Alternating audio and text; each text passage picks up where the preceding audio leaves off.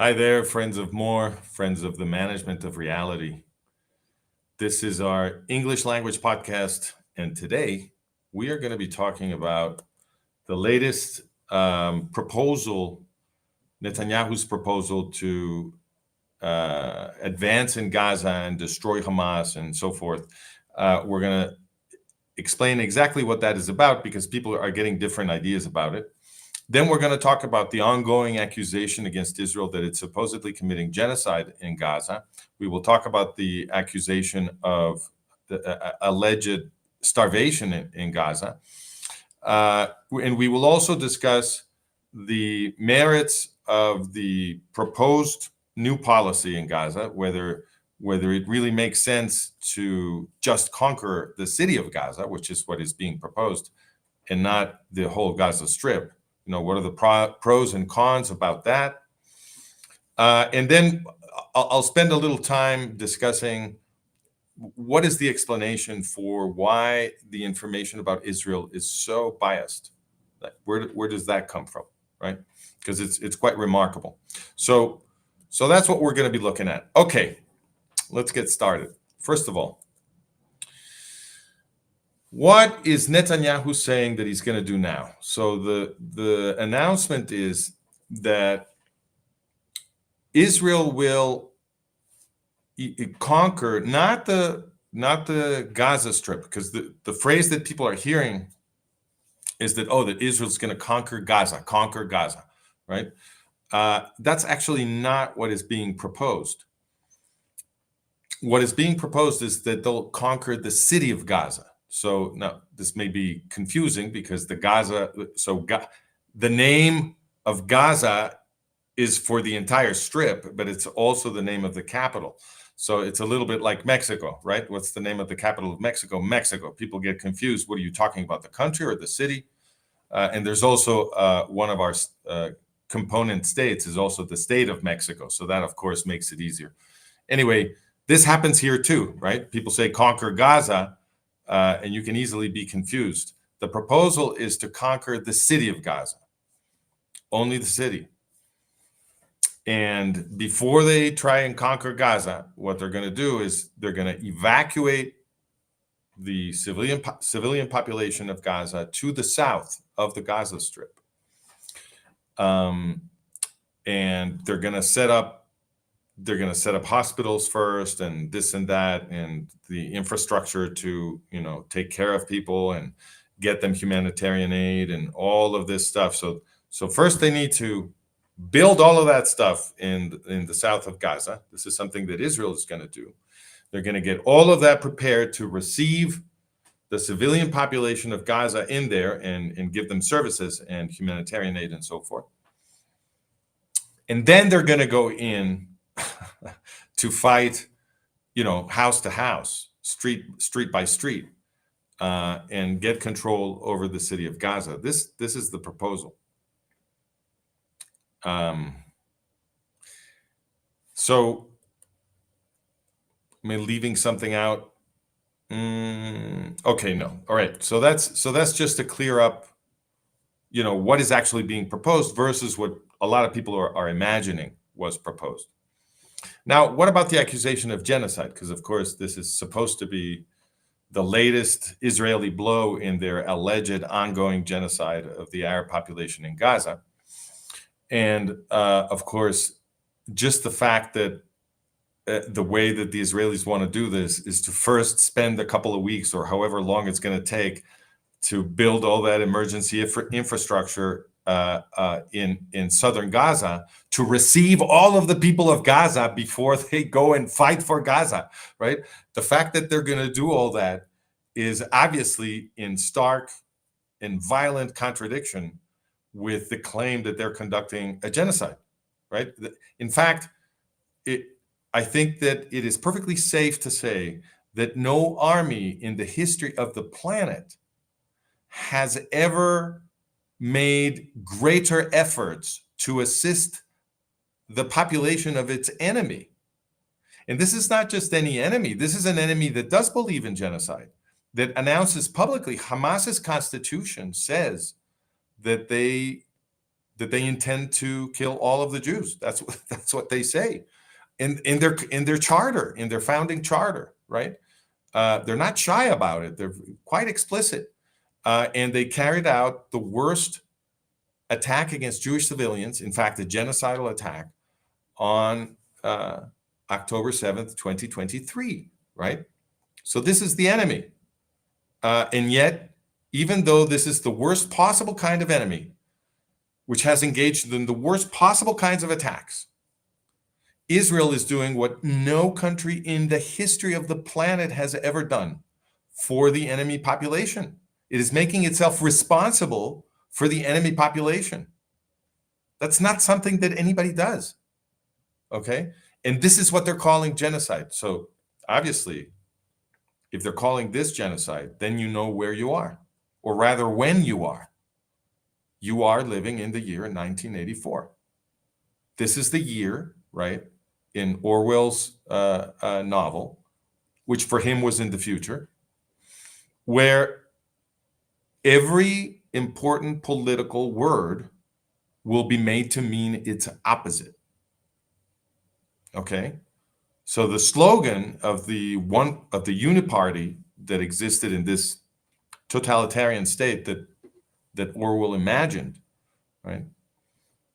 They had a slogan, the party did, and people had to repeat it all the time. And the slogan went like this: war is peace, freedom is slavery, ignorance is strength. And of course, these are not the only important political words whose meanings have to be inverted in a totalitarian system. It's just like, it's a short list to sort of give you the spirit of what you're supposed to be doing to your mind, right? So you're supposed to be processing every important political word with the exact opposite meaning. So war is peace. Well, obviously, right?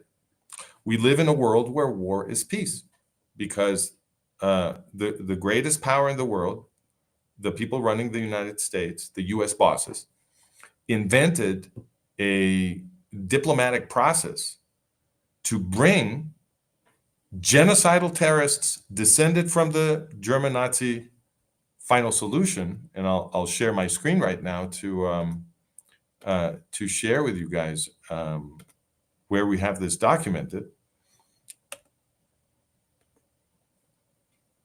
So if you go to our Substack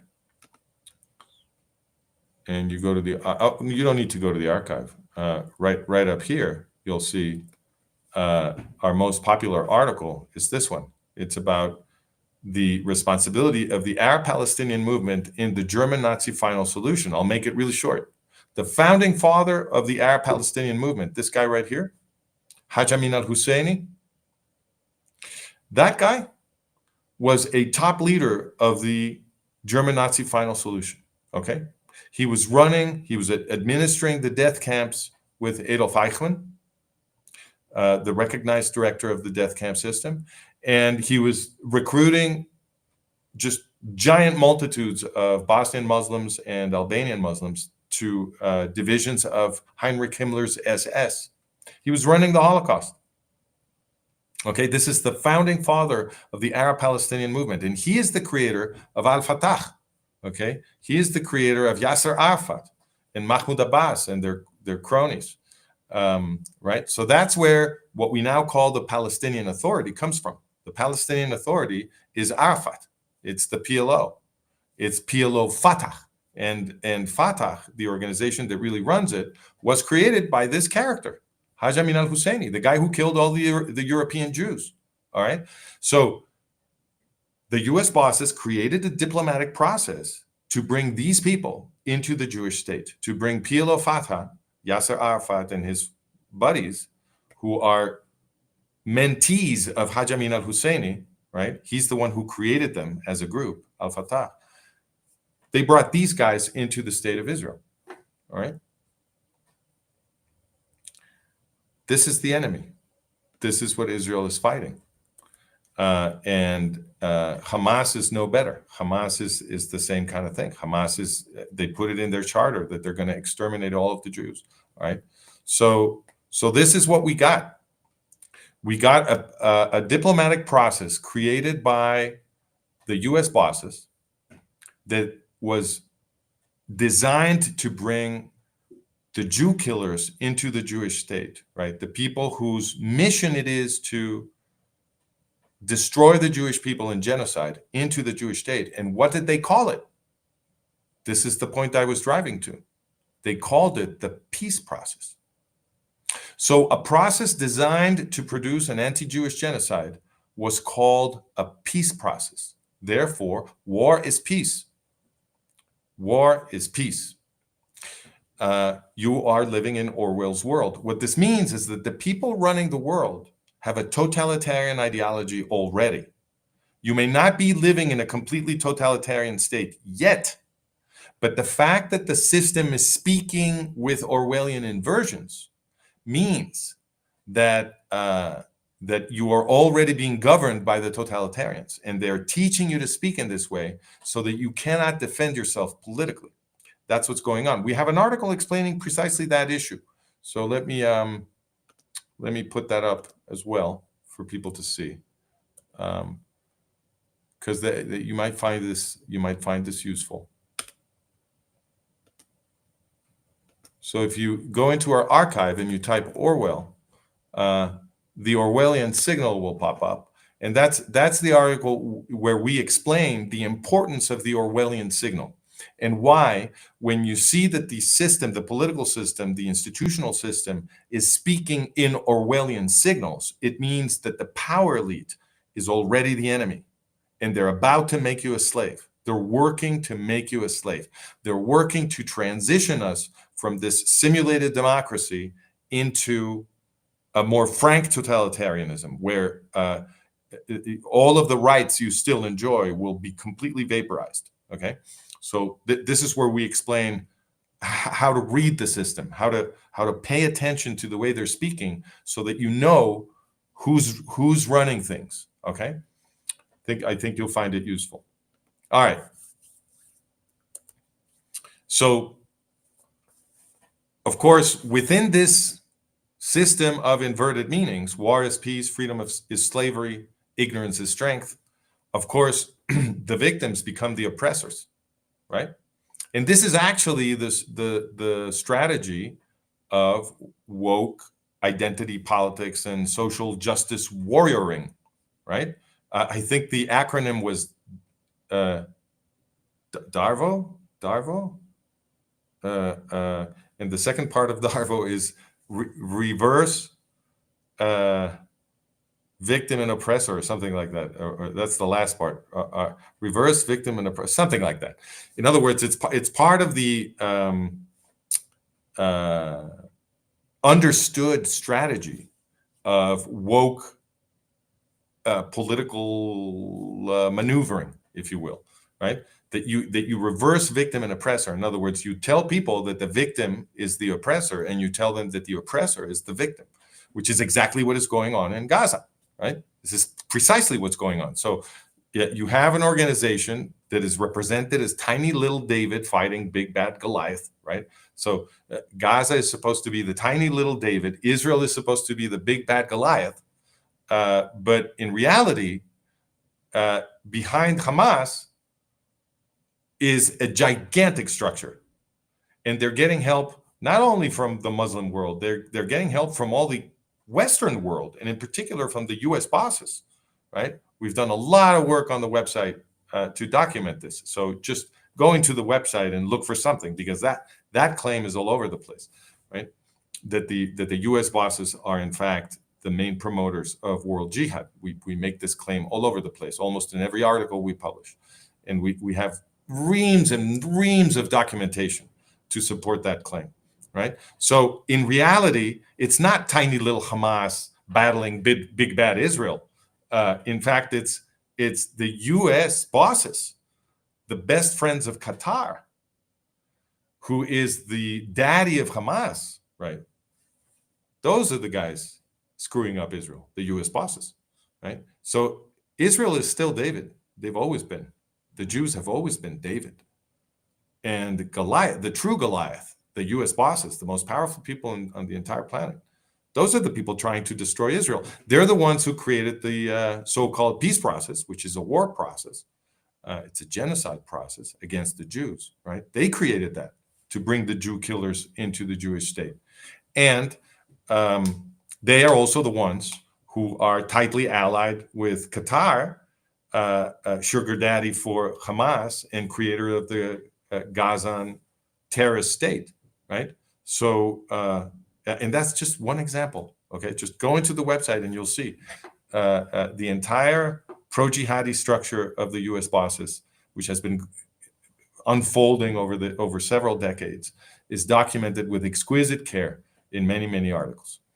So this is the real structure. The real structure is Israel is still David, and in fact, but not only that, the bad guys are clearly Hamas, because Hamas are the ones who have the genocidal ideology. They are the ones that live to murder another people, right? So everything is upside down. The good guys become the bad guys. The victims become the oppressors. War, war becomes peace. Freedom becomes slavery. Everything is inverted. You're living in an Orwellian world, and the conclusion from this kind of consciousness, the conclusion, if you will, for action, is that we need to hurry up to defend the West, because there isn't that much time left. This has been building for a while, and now it's accelerating greatly. I made this prediction a while ago, so if you need a little more, another reason to have a little faith in my model, I'll remind our viewers that I'll show you here. This was published in, this is our hub website. If you go to books over here, you'll see the title of my book, which was published in, the title of the series, which was published in 2013, I started publishing it, is The Collapse of the West, the Next Holocaust and Its Consequences. Because I was sure that they were going to try and kill all of the Jews again. And I was also sure that this would be accompanied by a collapse of the entire West. And what are we living through right now? There is an ongoing genocide of the Jews. It began on October 7th, 2023. It's still ongoing. And it's just a question of whether we will work with Israel to stop it, right? But they started already. The genocide started. The opening shot was October 7th. And at the same time that's going on, the West is clearly collapsing. Family structure is collapsing, reproduction is collapsing, civil rights are collapsing, freedom of speech is collapsing. We are all in the West on the brink of civil war, which is where identity politics brought us, right? And so everything is just falling apart at the same time that there's an ongoing effort to exterminate the Israeli Jews, okay? That's exactly what I predicted would happen. And we're living through it right now. So I think these warnings should be taken seriously. We have very little time in which to still react. We can do it. The West doesn't have to crumble. These guys don't have to win. We have the communication tools to talk to everyone in the West now and help enlighten them. But we have to do it. We actually have to do the effort. All right, so the accusation of genocide. Now let me talk a little bit about the accusation of starvation in Gaza, because that's another Orwellian inversion, right? So no army in the history of this planet has ever made greater efforts to make humanitarian aid reach the civilian population of the enemy. There's just no case in history where anything like this has happened. I mean, the state of Israel has bent over backwards to let truckloads, tons and tons and tons of humanitarian aid into Gaza, which is a way of helping Hamas, okay? Because Hamas ends up controlling the humanitarian aid and it makes them stronger. But never in history has there been this amazing phenomenon of a country that is under attack feeding the population of the enemy. This has never happened before. So, and again, it's the Orwellian inversion, because in these circumstances, what the media starts telling everybody in the West is that Israel is supposedly starving people in Gaza to death, right? And the way they do it. So we've covered this already, but I'm going to go over this ground one more time, very, very fast, because it's very important. Because we call ourselves the management of reality, and we need to help people distinguish, reality from the lies. So this is the photograph that the New York Times used to convince the world that there's supposedly that people in Gaza are supposedly starving. Okay, and I mean, of course, you have to be sorry. You have to feel sorry for that kid, of course, but that doesn't mean he's starving. David Collier, an independent journalist, got the medical records for this kid, and it turned out that he has a medical condition that it interferes with the growth of his muscles.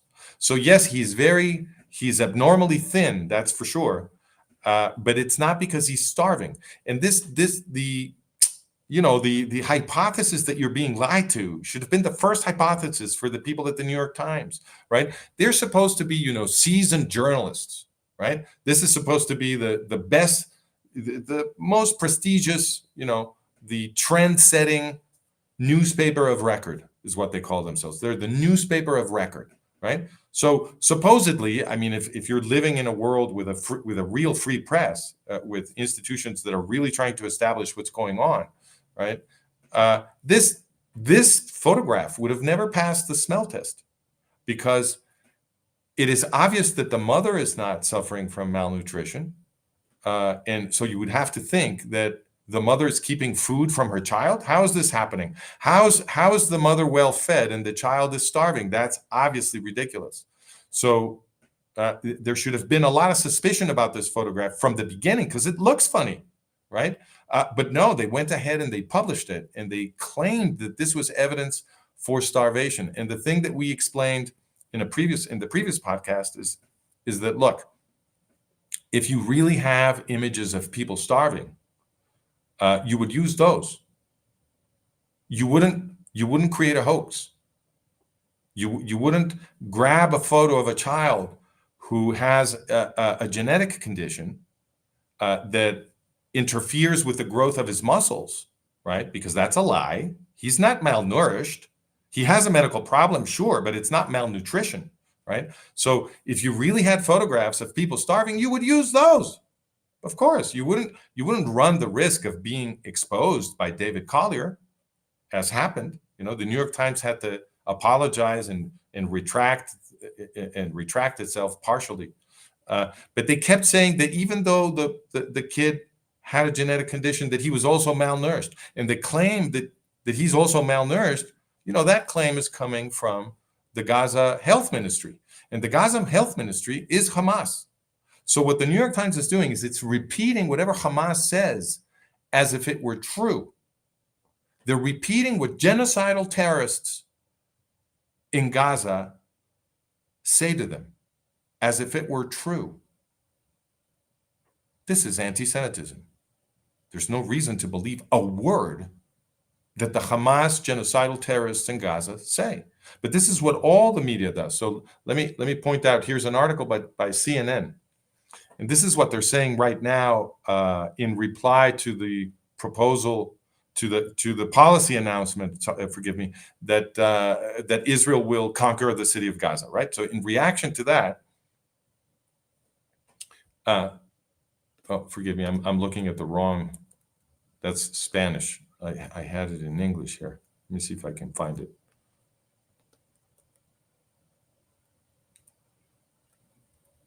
Well, I'll just translate it. We will give you the link to the article in English, but I'll just translate what they're saying, so that I don't waste time looking for it. Okay, so here it is. So they say that the deaths by hunger are increasing in the enclave in Gaza, especially especially among children with severe malnutrition, said Raja Singham. This is how you know that people are lying, right?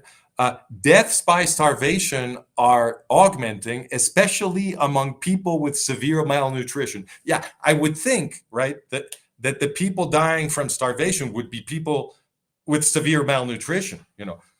The people who usually die of starvation are the people with severe malnutrition.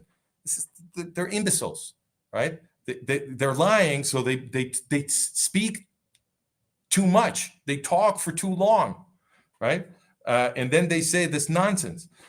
And look what he says. He says from October 2023, 98 children have died from severe malnutrition, and 37 just since last July 1st. He informed the Security Council of the UN, citing the health authorities in Gaza. And that's the key phrase, citing the health authorities in Gaza. So what CNN is saying is that 98 children have died. And the people that are giving them this information are the Hamas terrorists in Gaza. CNN does not care. This is like, imagine that you had a serial killer in your city, and the cops are trying to catch the serial killer. And the news is reporting on this whole drama by telling you what the situation is, and their report of the situation is coming from the serial killer.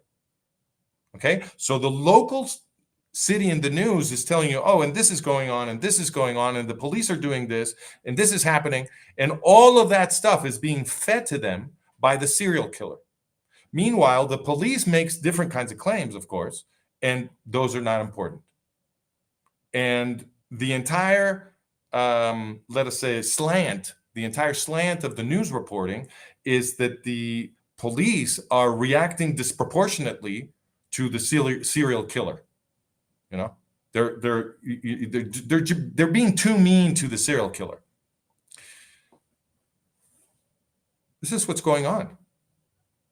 The news media is reporting on events in Gaza according to the description of the Hamas genocidal terrorists. The people in charge are totalitarians. They're trying to kill the Jews. They control the news. That's why the news is upside down. That's why when the state of Israel makes the biggest efforts possible, not only to spare death for the civilian population, but to feed it, they're accused of starving them and of conducting a genocide. That's because the people who want to kill Jews are in control of the media. And we have this documented on our site. You can read about this too. So if you come to the site and you go into the archive and you type Nazis, you will find this article, which is where we explain that when the CIA was created, the CIA is the clandestine service that spends US citizen money in secret. Okay, they have the greatest concentration of money in history at their disposal because the budget of the CIA is a state secret. So we don't really know. I mean, for all practical purposes, it's infinite. And they make use of the US Treasury, which is the greatest concentration of money in history. So with that power, what are they going to do? Well, of course, they're going to corrupt all of the institutions. Obviously, that's what Nazis do, right? So if you create your clandestine service by recruiting tens of thousands of Nazis, that's basically what the CIA was when it was created. It's just German Nazis and Nazi collaborators from Eastern Europe that had been the entire infrastructure of Adolf Hitler's intelligence network in Eastern Europe, in Fremde Heer Ost, his Foreign Armies East. That whole thing was absorbed to create the CIA after the war. Reinhard Gehling, the guy who had been running it, told the Americans, he said, look, I can build this for you. If you want, I can just reconstitute it. And they did. So If those people can spend in secret a practically infinite amount of money, well, they're going to use it to corrupt the institutions. And of course, the first institutions they're going to want to corrupt are the institutions of the media. And we have another article where we explain one of the policies that they employed to do that. Not the only one, but a very important one. You type in there Simpson.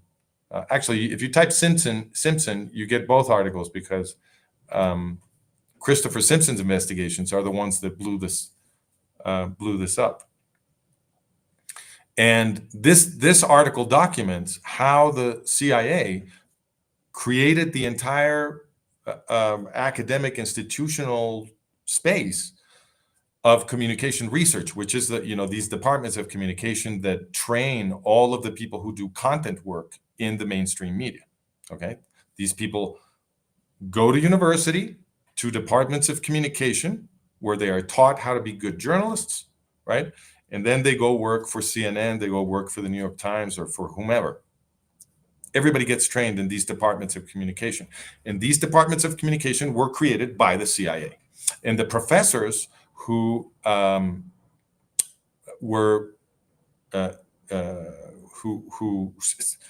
chair all of these important, institutes and departments of communication, all of the professors teaching these classes to these budding journalists, those guys in World War II were running the psychological warfare efforts of the US government.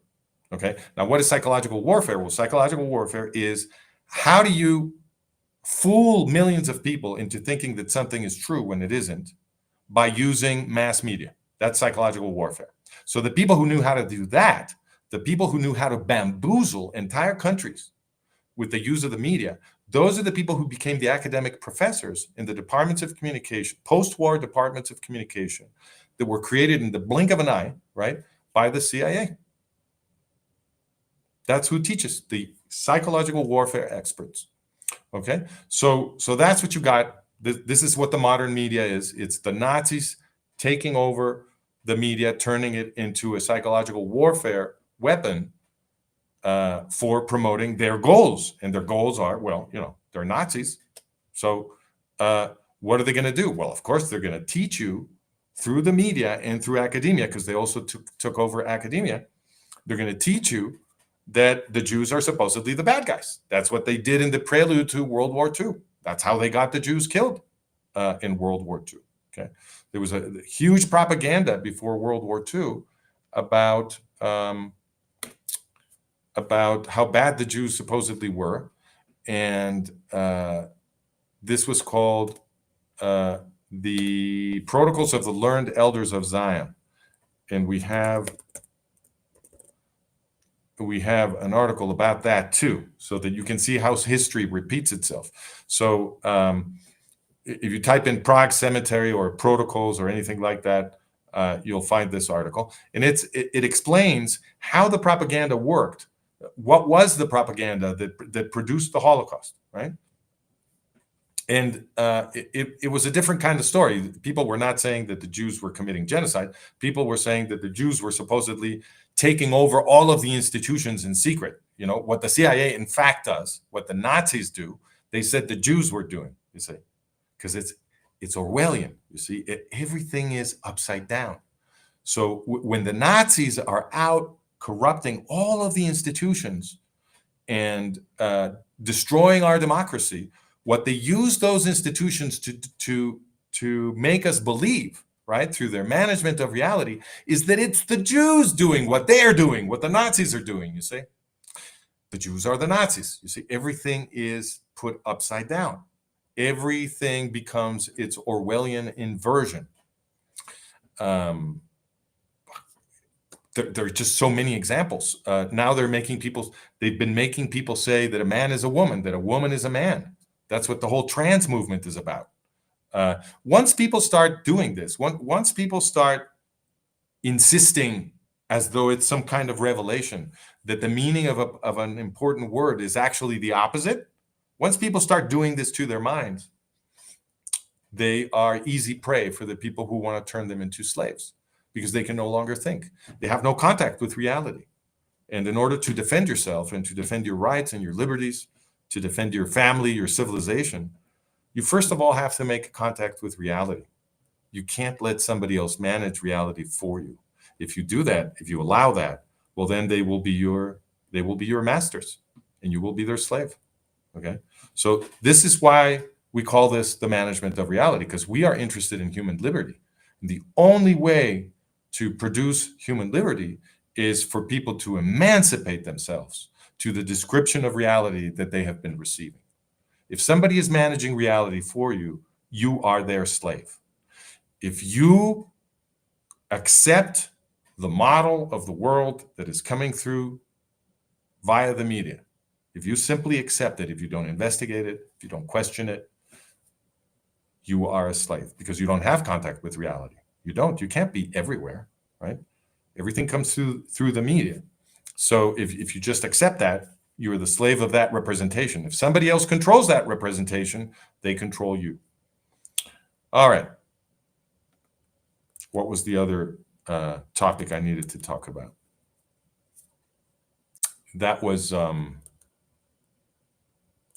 whether the policy that Netanyahu has announced, Francisco, whether if you that can policy. lower Oh, I forgot. the quality of your stream, please. Lower the quality of my stream? Sure. Hold on just a second. Lower the quality of my stream. So that means that the video is getting a little jumpy, huh?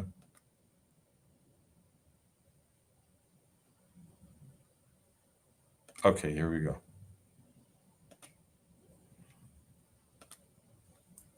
Okay, so the other thing I wanted to point out before I leave this topic is that no, I covered it. I covered it. All right, the next thing is the implications of Netanyahu's policy, right? So he's saying we're going to conquer the city of Gaza, but he's not saying he's going to conquer the Gaza Strip. So he's not saying that he's going to get rid of Hamas, because Hamas is, of course, in order to completely get rid of Hamas, you have to conquer the entire Gaza Strip. You have to expel them or kill them in all of the Gaza Strip. That's the only way to really conquer Gaza and really defeat Hamas. You have to take the territory. This is what you do in a war, right? But Netanyahu's not saying that. He's saying he's going to take just the city of Gaza. Now, the claim, of course, is that if he takes the city of Gaza, then the war will be over. This is what he's trying to sell. But of course, it won't be over because Hamas is getting help from all kinds of places, and they will continue to send that help to keep Hamas alive. So long as there's some piece of Gaza that Israel has not conquered, that's where Hamas will continue to make a stand, and they will continue to hold those hostages and make videos about them. And of course, meanwhile, the prestige of Israel will be further destroyed. More Israeli soldiers will have to die. The pressure on Israel to stop will increase. This is, in my opinion, more of the same. It's a terrible policy. What Israel should do is conquer all of Gaza. Of course, that's what they need to do. And the continual promise that they're going to, defeat Hamas and save the hostages is a lie that amounts to cooperating with the strategy of the terrorists. So you could even call it treason, right? Because this is what the terrorists want. So why is the government of Israel doing what the terrorists want? Why is it following the playbook that the terrorists designed? The terrorists want those hostages to become the wedge that divides the Israelis down the middle. That's what they want. And by proposing that, when you say I'm going to defeat Hamas and save the hostages, which are irreconcilable claims, irreconcilable goals, right? When you say that, you guarantee the division in Israel. What the government should have done is say, look, we can't save all of the hostages, because that's just the truth. We are not all powerful. We can't save all of the hostages. It's very, very painful, but it's beyond our power. And it is immoral to allow the enemy to use the hostages to kill more and more Jews, which is what they've been doing. Netanyahu should have explained to Israelis that he had learned the lesson from the Gilad Shalit episode, when Hamas took one Israeli soldier and Netanyahu released 1,000 terrorists from Israeli jails to get that one soldier back. And those terrorists then killed in the October 7th massacre, because the released terrorists are the people who organized it. They killed 1,200 Israelis and then took 250 hostages. All right? So the price paid for Gilad Shalit was not releasing 1,000 terrorists from the jail. That's not how you do the math. The price was 1,200 Jews, additional Jews, tortured to death. If Netanyahu had not collaborated with the policy of the terrorists back then, Israel would have lost one soldier, not 1,200 civilians, and then an additional 250 hostages, right? So collaborating with the strategy of the terrorists is treason. It is against the Israeli population to do this. This is what the terrorists want. And what is Netanyahu doing? He's doing the same thing again. He's saying that he's going to defeat Hamas and go save the hostages. You can't do both things. You either collaborate with the strategy of trying to save the hostages, which is what he's doing, which is what all these negotiations, blah, blah, blah, and let some humanitarian aid in, and we will let some hostages out, a little trickle, and you let in more aid in, and so forth. That's what the hostages, that's what the hostages are for, as in the mind of the terrorists. This is why they took them. And the government of Benjamin Netanyahu has been collaborating with this strategy. No, sir. What they need to do is destroy Hamas and explain to the Israelis, look, we've learned the lesson the hard way. Collaborating with the strategy of the terrorists costs many more lives. Look at the way they've been fighting. They've been fighting house to house instead of just mowing Gaza down, which is what they should have done. And by fighting house to house, many, many more soldiers have died. And you still don't have all the hostages back, right? So this is costing many, many additional lives. It's not the right policy. The right policy is to destroy Hamas, conquer Gaza, take over all of the institutions of Gaza, and then you can provide a semblance of security, not only for the Israeli Jews, but for the Arabs in Gaza as well, because the people that wreck everybody's security is Hamas, right?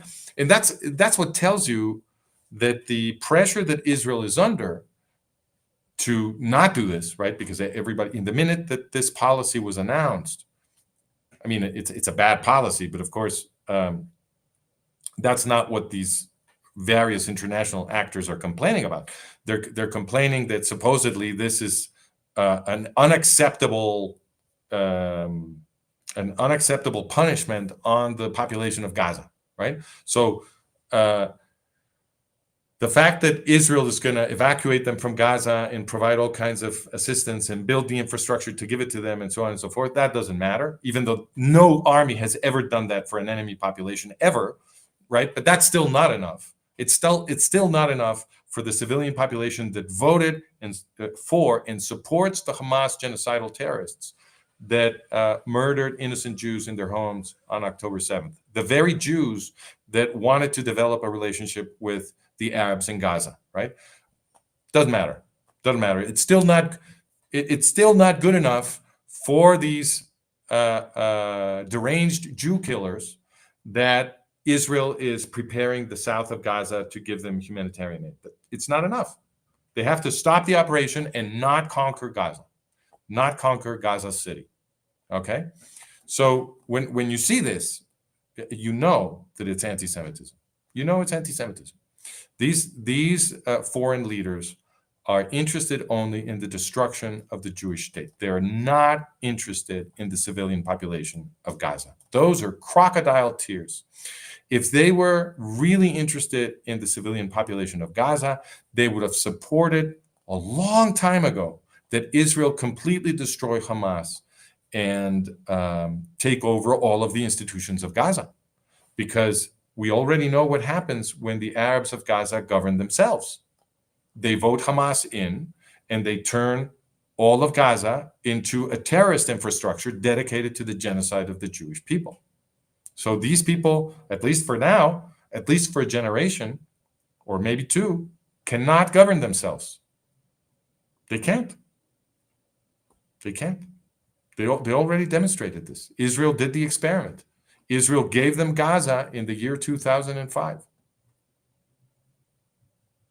But most people still don't understand that. They think Israel has been occupying Gaza. No, sir.